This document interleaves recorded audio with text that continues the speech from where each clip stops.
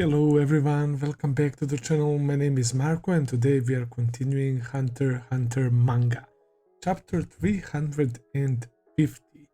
So last time around I read volume 0 as well as chapter 349 and it was a pretty good experience. I almost lost my voice because I read out loud so much, man. I didn't speak like that much for a long time without any breaks or anything. So yeah, it was still a very fun experience, and uh, it was very emotional as well.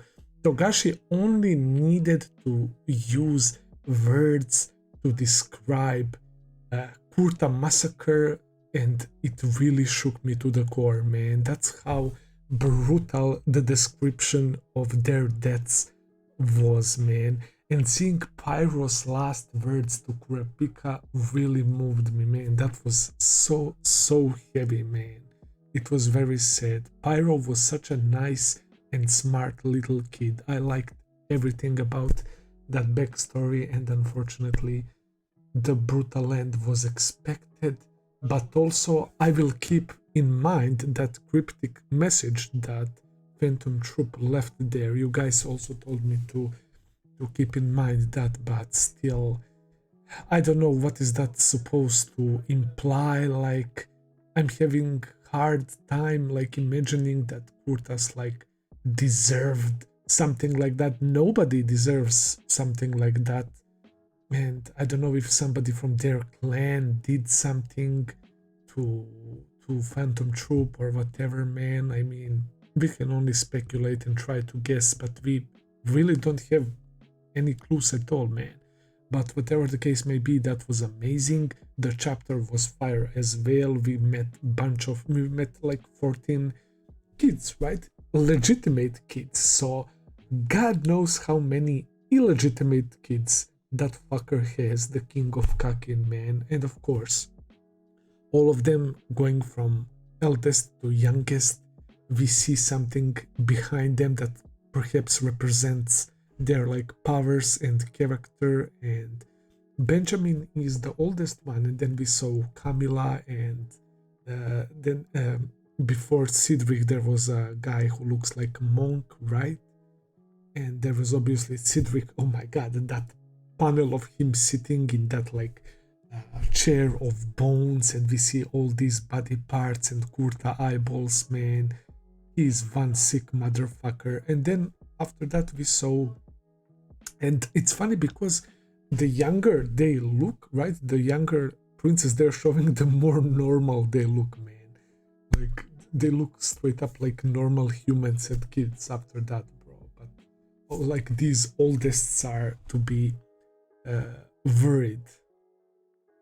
And what else did we see? Obviously, that ritual with urn, right? That is supposed to awaken a spirit beast that will like be as powerful, I guess, as their wish to rule, right? As rulers. So if they're not fit, if they're fragile, the beast probably won't be strong as well, and that makes a lot of sense. And then we see the beast of the king, right? King of Kakin, and it looks like a fucking abomination, man. I don't have adequate words to use for that creature, bro.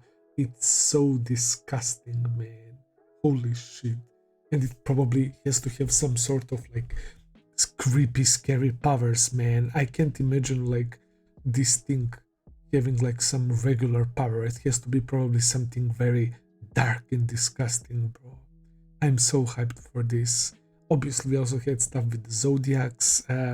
Sayu's ability, speak no evil, see no evil, hear no evil. He can rob people of vision, hearing, and speech, and then he fucking pummels them when he disables them like that, man, which is a very cool ability. And as he was explaining his ability, his heartbeat and everything was normal. Kurapika said that he was telling the truth, so he was only like slipping up when he was actually lying, which kind of makes sense. But then he read Beyond as well, and it doesn't look like Sayu and Beyond are connected. So that means that Pariston is probably connected to Sayu, right? So Two zodiacs, right? I was mentioning that as well. Like Sayu is somebody of high status as well. So what's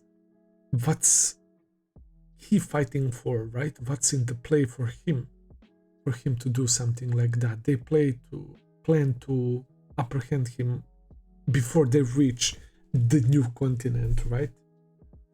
And Kurapika was saying, "Go live beyond alone," like he's gonna chill, right? He believes him, he didn't sense anything that beyond is lying or something like that. But you never know with characters like that, man. I wouldn't be surprised if he's actually capable of deceiving even Kurapika, bro. So yeah, I'm looking forward to next chapter, man. It's for sure going to be another banger. Without further ado, let's begin. Alright guys, we are here. Let's start. Chapter 350. Prince. Just Prince. Alrighty.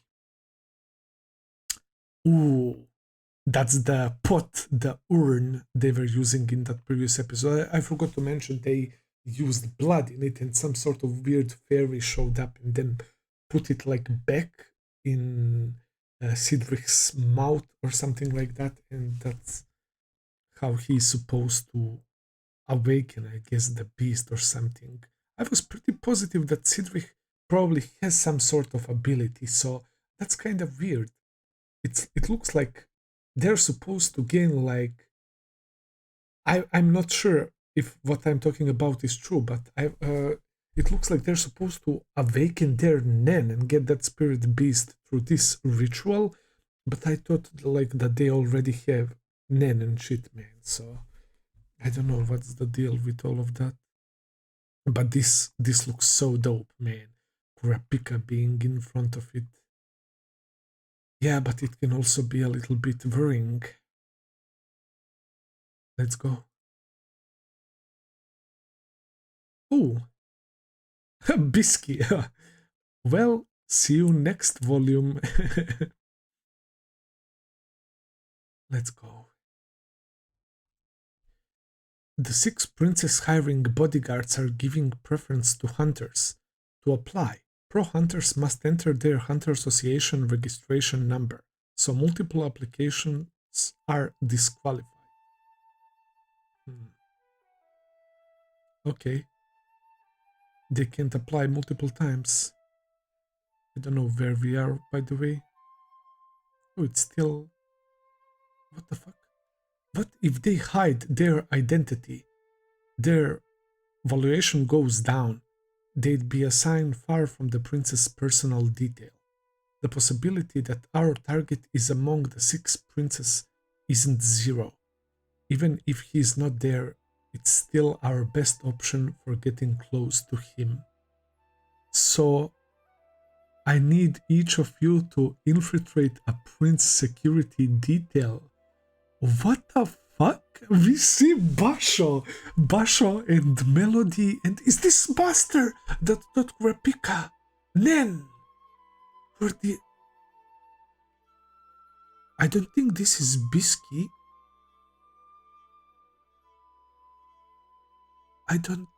I'm not sure about these two. But, oh, it's so good to see these characters again, man. Holy fuck. Why is Melody so little? She's so small. I thought she was a bit higher. I mean taller. I'm sorry. Holy shit, what a pleasant surprise. So, those 6 princes that are hiring, we saw that at the end of the previous chapter, they're going for hunters. So is Kurapika trying to get his people to be close to those 6 princes? That is so fucking smart, man. And he's using these guys, bro. This is awesome. Oh shit. A job posting 1 month before the scheduled departure is rather late, and all 6 were put up at once. It's obvious something happened that led us to this situation. Izunavi, mentor, Sort of. Yeah, that's Kurapika's mentor. I don't think the target, number 4, is among them. Number 1 and number 4 have the same mother, and this is old hat for them. They must have a trusted private military. There is no way this is Hanzo, bro. Oh, I thought about Hanzo when I saw the bald dude, but what the fuck? For some reason I thought, I mean, he's wearing a different outfit than before, right? And I thought that he was more jacked or something, man. They have Hanzo in this as well. Wow. I agree. Only amateurs use money as reward. The younger wives with less experience. Svinko through Oito. Basho, Nostrada family. Hell yeah, baby. I like this reintroduction, man. I think that's convenient for us. We'll be able to win them over. Win their trust, and we'll be able to get close to the other princess, Melody, Nostrada family. No, if this has to do with a succession controversy, it spells trouble. Elimination of threats sounds super shady. Bisky, there is no way. Let's go. What a squad we have here. We have Kurapika's mentor, Hanzo, Basho, Melody, and Bisky. Bisky is again in the mix, man. Hired through Killua. Nice. And there is Kurapika, obviously. I leave the rest up to your individual discretion. And obviously we have chains, we have jewels, right? And I guess kind of like flowers made out of jewels. It's interesting we don't have anything behind Melody, right? And with Basho we have a bunch of flowers as well. I guess he's writing poems, right? Or I'm misremembering. Yo! Are these like some Naruto references? Because I see like the hidden leaf symbol, and this kind of low-key looks like Sharingan, man, or something. And obviously this thingy, like the flame. And this fellow is quite mysterious because he's clearly someone knowledgeable about Nen, but we never actually saw his abilities. Looks like some sort of clouds. I don't know, man. Does this like look like a dragon or something, like moving? Anyway, guys, this is so fucking insane. So Bisky and Hanzo are there as well. Hell fucking yeah. How close exactly? Ideally, physical contact. I'll have more abilities I could use and with higher accuracy. In fact, if we manage to shake the Tserriednich's hand on the eve of departure, you can abort boarding the ship altogether. Hold on. By abort, you mean the security detail and not your job, right? Your contract is in effect once we've applied to the offers. I'll want my payment regardless. That's fine, of course. I'd think confirming that would be unnecessary with normal comprehension skills. I don't know who you are. I don't know who you think you are, but I don't trust you. Says the person overreacting the innocent in our first meeting. You'll probably end up fighting with biscuits, so I'll tell you the secret to getting her to eat out of your hand. I couldn't get myself to do it.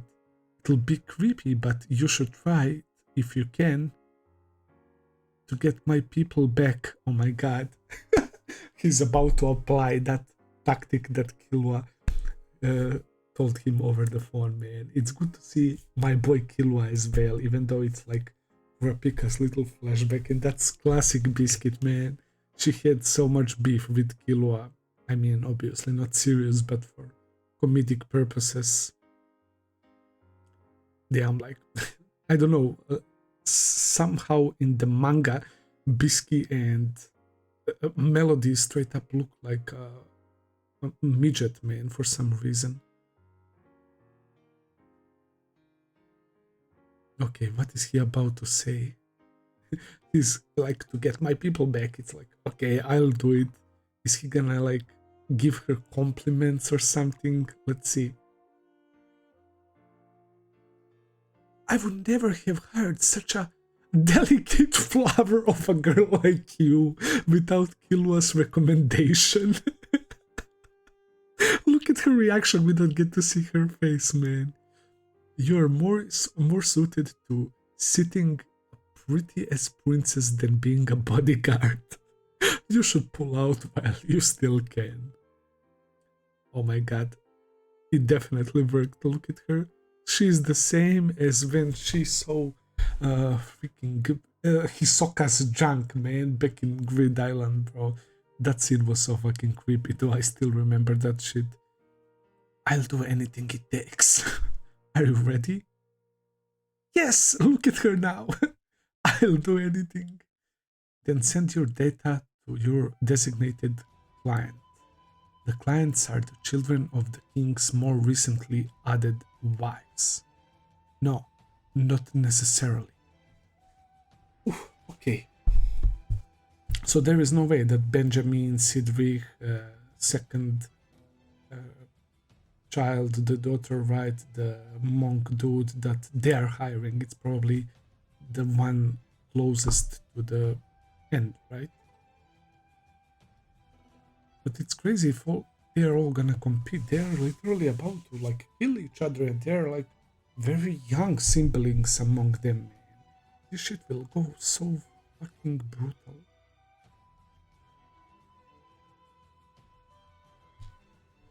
Scarlet Eyes? There are some in more complicated positions, naturally. There must be circumstances we know nothing about. All 6 posts have practically the same content. All 6 posts have practically the same content. But if there is a possibility of getting what I want, I have to deduce which is which from the minutes differences. Yeah.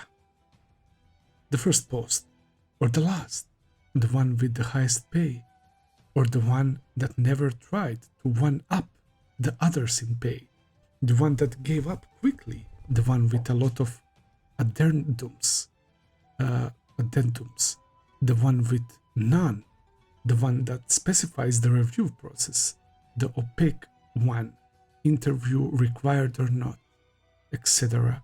The closest I can get to the target is probably one of these. If they say the prince will personally conduct the interview, this shows maturity and confidence. There are 2 of those. One has the highest pay as a result of the one-upping competition, and the other never changed. The one who won and pays the most is competitive and likes to display his power. The one who never changed has strong self-esteem and self-control and asks the same from others.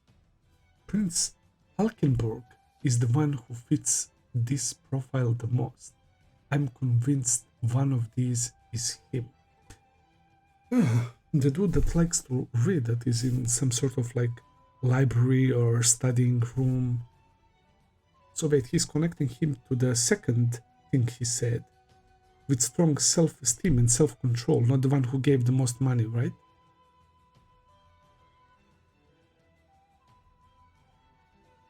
Okay, I like that he's analyzing this, that he's very, very like true with this, because it does make sense. By the way, the drawings, I really liked all the panels, man. They look incredible. Alright. He was accepted to Mival University, the world's best. At 15, he majored in physics and won the silver medal in archery world championships. He has the best qualities among the princes, but he is made public that he had the misfortune of never getting along with his mother or his two sisters. He seems like a very smart and talented fellow, man. Not only that he's smart and obviously likes to read and stuff, but he also went to the best university in the world where he majored physics, and he won second place. He won silver medal in archery world championships, which means that he's basically vice champion of the world in archery. He openly criticizes the royals, and the king hasn't been able to control him. Entering boarding school in the middle of elementary grades was rumored to be his exile, as well as an escape from assassination. And he's noted on his own Facebook page that Tserriednich is the one prince he accepts. That's very interesting. He accepts Tserriednich as a prince, the only one who could empathize with all the disconnection and alienation. They must have kept contact while they were apart and likely will reunite on the ship. Wow. So this guy, Halkenburg, is on good terms with Tserriednich. I don't know, the vibe Tserriednich was giving me is that he wants to get rid of all of them, bro, that he doesn't give a shit, man. But maybe this guy is playing some mind games as well. It's interesting that he was criticizing the royalty. That's why they probably thought about assassinating him. Okay, the other can be summarized to be number 6 or number 10 from the profiles. It's known that both pick their guards on looks, and they're very proud, judging from their SNS statements. So these are weak reasons to personally conduct interviews. But their connections to Tserriednich are weak, so I must pick Halkenburg. Kurapika, somebody's calling him. Okay, this is the girl that has like pretty bodyguards next to her. I remember her. And the other one that looks like a classic, like spoiled brat that from the royalty that's into like jewelry and expensive stuff, right? But because obviously our target, Kurapika's target is Tserriednich, he will try to get close to Halkenburg by this logic, because they are on good terms apparently. By source by Facebook, by the way. The others are sent. Only you and I are left, so I'll take the one you don't. I'll go with my first instincts. Halkenburg is strict with himself and others. It has to be this one. Okay, so I'm this one. I got a response already. Meet at Hoi Hoi Hotel at 7 p.m. Me too, there's a briefing session. Okay, so Hanzo and Basho already got the messages? Me as well, but a different place. It's another hotel that Ru manages. Let me know if you get any clues. If the clients require non-disclosure, we'll use you as planned. Got it. By sending a 9-digit code to a phone company held by the Hunter Association, you can send and receive information via special software called Q. There are no logs and no call history, so it can be tracked, and regular wiretapping systems cannot detect this method of data transfer. Of course that hunters have their own mobile network, man. That kind of makes a lot of sense. So that's the Q. Alright. So let me see this part again.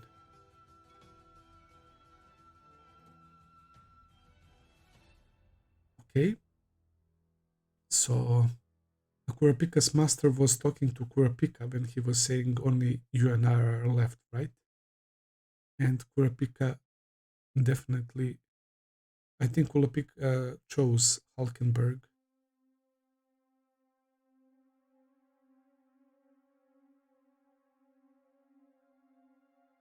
Oh shit, guys, oh shit, here we go. It looks like Kurapika got to the place of the meeting. I like this like night city.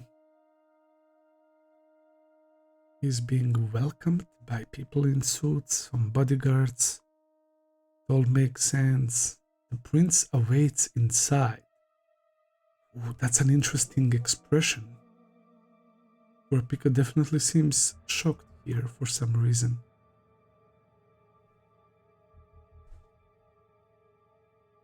Wait. You have to be kidding me. The 14th Prince Woble. Bro, a fucking baby? Are you kidding me?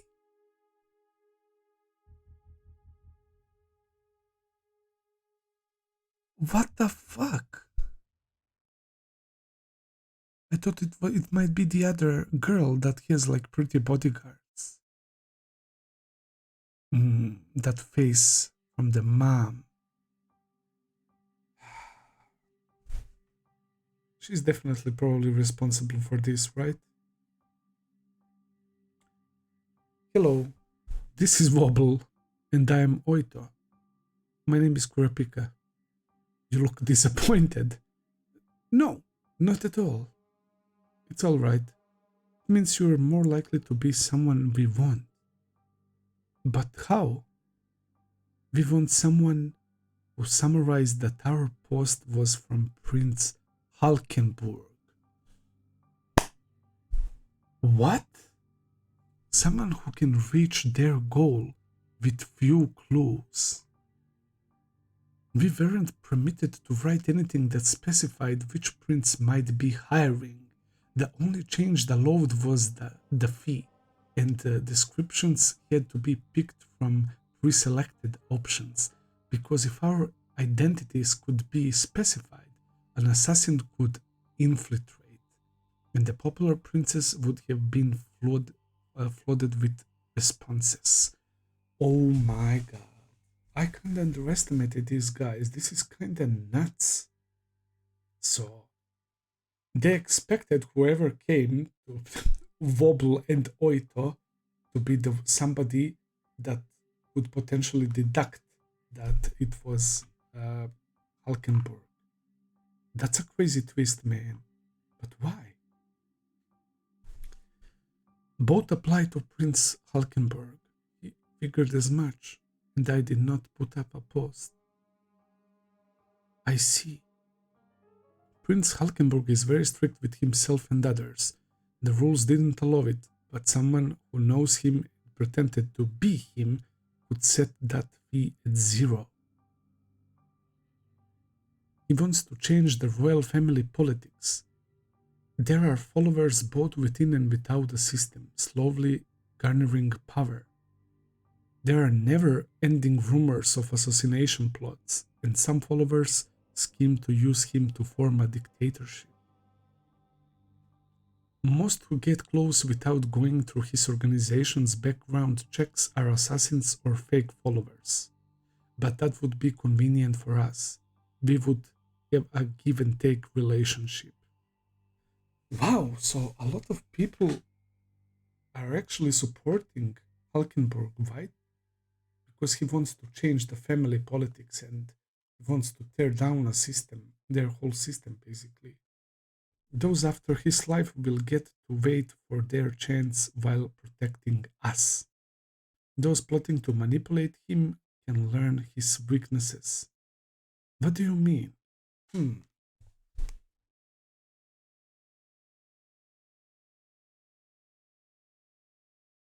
Okay.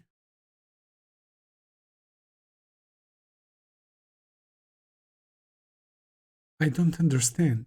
What's wrong with regular applicants? Pros will do their jobs, even just for money. They should be more reliable than those with ulterior motives. Not in this case. Pro guards specialize in protecting uh, dignitaries, but are not trained in proactively killing someone. You mean to eliminate threats? Yes. This voyage is a killing spree until only one prince remains alive. Hell yeah, that was what I expected from the very first moment that they announced this shit, man. This is gonna be so fucking crazy.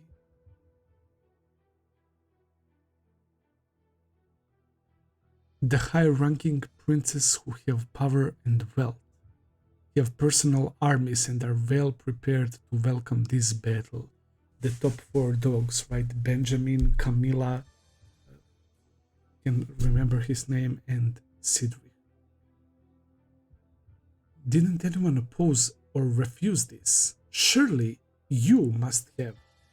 I would get out if I could. King Hui Guo requires his wives and children to conduct themselves as is worthy of royal blood. The wife's role is to raise the king's child, with the unwavering belief that they will one day be king. That's what a king's child is, man. They think it's a matter of course that there will be an opportunity to be king that will be king and that the throne will be theirs, and that such an opportunity should never be renounced. The king instilled in them that anyone raised to believe otherwise would not be his child. It's not hard to imagine the fate of deserters. Yeah, look at the guns and everything. They were gunned down. They were hunted down, man. Wow. I actually feel very bad at the moment for this woman and for the child, for both Woble and Oito, obviously. I don't know how did she end up with the king. Were there some romantic feelings or whatever? I kinda doubt, man. But it's crazy that king applies that to a fucking to a baby. That's insane. That's insane. He expects from baby also to be like worthy and to fight for the throne. Is he fucking degenerate? I don't know what is happening, man. That's so crazy to me. But this ties well with what they said about those beasts, right? The beasts will be as strong as your like desire to rule, to become king. So that shit is basically letting us know that king obviously wants very powerful like people that will take over after him, man. So this is probably his way of choosing the best possible option. But he is not concerned about potentially 13 of them dying, right? He doesn't have like any empathy at all. He doesn't treat them like children, man. It's so messed up on so many levels. Ah, damn, bro. For those in the weakest positions, Prince Halkenburg is our solution. When he becomes the next king, when he becomes the next king, if this succession battle becomes public, he will be the one who suffered the most damage. Our only hope is to buy our safety by blackmailing him with his participation in this very battle. I don't know why you are here, but if you accept the job, we will give 10 times the promised pay if you can get us off the ship alive. If you leave now, we will still pay you the promised fee if you keep the conversation confidential. I can't force you into this. I'm not in either position you described, but if you'll agree to my conditions, I promise to protect you to the best of my abilities, and she's very surprised. I'm sorry about this. I don't know why is this shit popping out now randomly.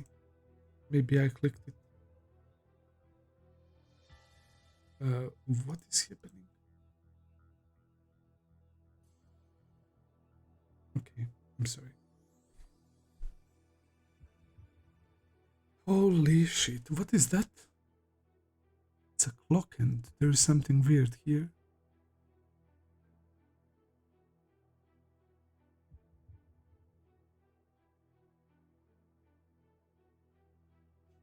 So she's putting her trust in Halkenburg, who is willing to change the family and how they rule, right?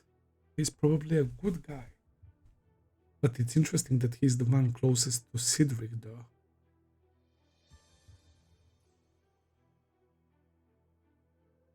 Okay, let's see what Kurapika has to say. He actually accepted to guard them. Alright, I'll try. There are other passengers, so they won't be killing each other in the open. They will feign normalcy and attend dinners and parties with other VIPs. There should be opportunities to pass by each other. But as you know, though we are officially equals, there is a strict hierarchy between the wives. The same goes for the princess, and it will be difficult to breach protocol. I'm aware of it. I'll avoid anything that jeopardizes your safety.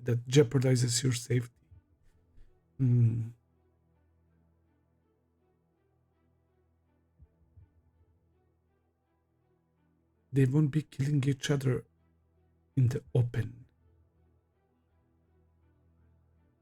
Holy fuck, that is about to be crazy. So they're supposed like to pretend like they will go to like probably like casinos, to dinners and stuff, man. And behind the closed doors they will try to murder them. Hell no, bro. The shit's about to get loose, man. I have no doubt about that. That maybe be at the beginning, but later on the chaos will erupt 100%. Some of them will have some nasty abilities that would affect like a lot of ship or something, man. I can already picture something like that. Okay. I was foolish. I came from poverty. Oh, is this her story, man? Oh my god. This line already is telling me that she probably married the king for the financial benefit, right? Maybe I'm wrong. When the king became enamored with me, I was obsessed with being his royal wife. What I wanted and dreamed about was, at the time, a sordid life of luxury and fame. But once Woble was born and I learned I thought it was a boy, it's a daughter. I regretted it all. I finally realized what really matters. Would you like to hold her? Damn. Kurapika is holding Woble, a little girl that is forced into this sickening plot, man. Yeah, this is her clearly obsessing with like fame, luxury, and this is probably her closet, right? Look at all the heels, the shoes, the dresses, the purses, everything. But once she became a mother, right? And once she learned the fate of her child, man, everything changed.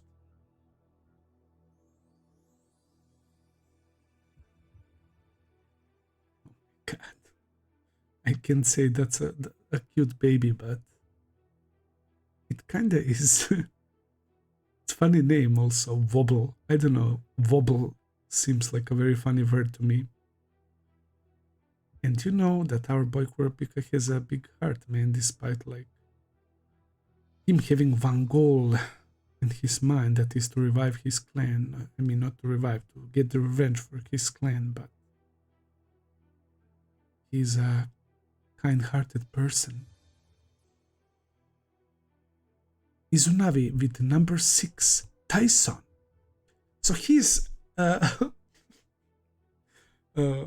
okay, he's with the girl that has pretty bodyguards, right?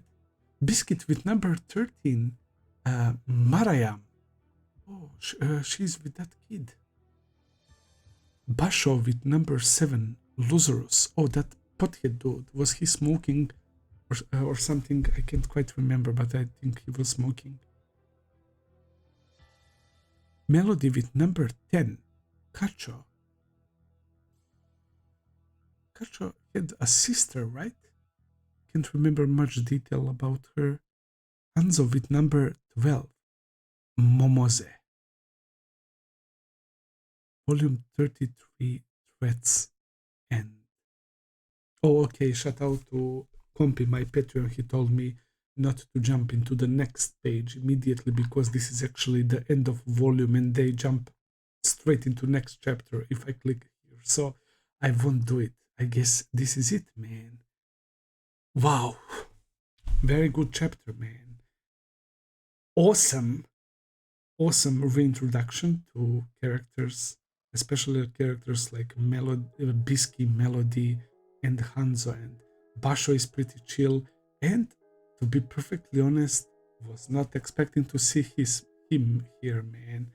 He's the one who taught Kurapika about the Nen, and he was talking about how conjuring the unbreakable chains was impossible, right? And we all remember that badass line that Kurapika said, that there is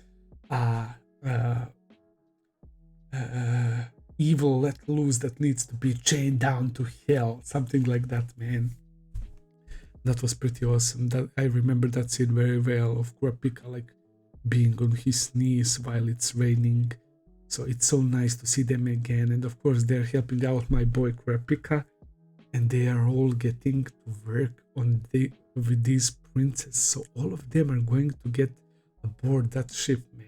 It was pretty obvious that it's gonna be like a crazy killing battle royale, man. And we saw that by what Benjamin and Tserriednich were talking to each other. Okay, I like how all of them are like lower ranked princes, right? And the first 4 are not obviously hiring anyone else. They have their own people who are probably very capable as well. It's gonna be so tough, man. So they will pretend like everything is normal while in the shadows everyone will try to stab each other in the back, man, which is kind of crazy.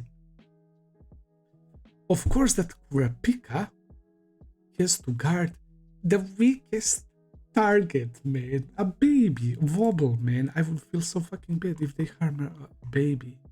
And this woman who realized that this is not it, man. That there is more to life than this, and that is her own child. The biggest treasure is a child, man. Fuck all of this. And when she learned her fate, that's what happens. I have to admit that they like used some pretty good strategy to get somebody to them who would deduct that it's Halkenburg, right? But I guess that's still risky because she doesn't know if it's somebody that wants to perhaps kill Halkenburg, or maybe it's a sympathizer of his, like a fan or something, because he clearly like has support of a bunch of people. Where is that shot?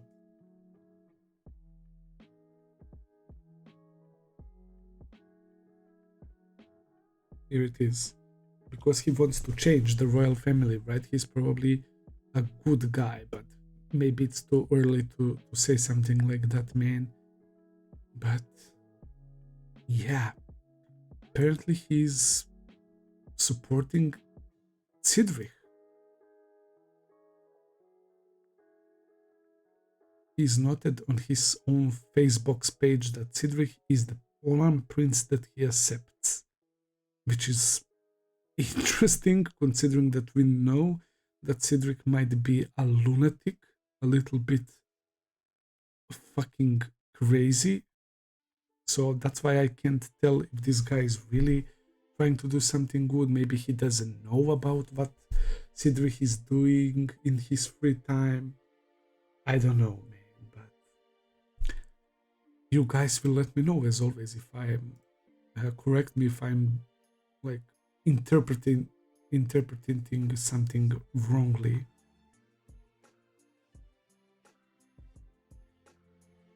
Very, very awesome chapter, man. Like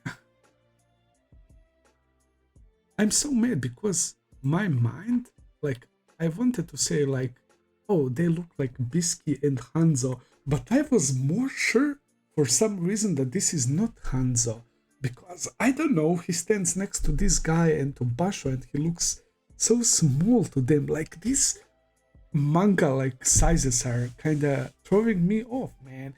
If it was anime, I would 100% recognize Hanzo, man, of course. And Bisky, I mean, I would hear their voice as well, probably, and stuff. Even though they didn't say anything here technically, but I guess that's a shinobi outfit still, and I guess this is like some classic Bisky outfit, man. Until she goes JoJo mode, man. That's so cool. That's so cool that they're all going to be on the ship, man. But it's gonna be so fun because Kurapika is literally with like a baby, and whoever goes to try and kill the baby, man, will be like somebody that I'm going to hate a lot, man. And I would enjoy seeing Kurapika dealing with them. But we know that Kurapika's goal is to get close to Cedric, man. And it is gonna happen. That's for sure. I like the little Killua flashback and that Kurapika actually used that tactic, man, with the good acting skills as well. Look at her, that was enough.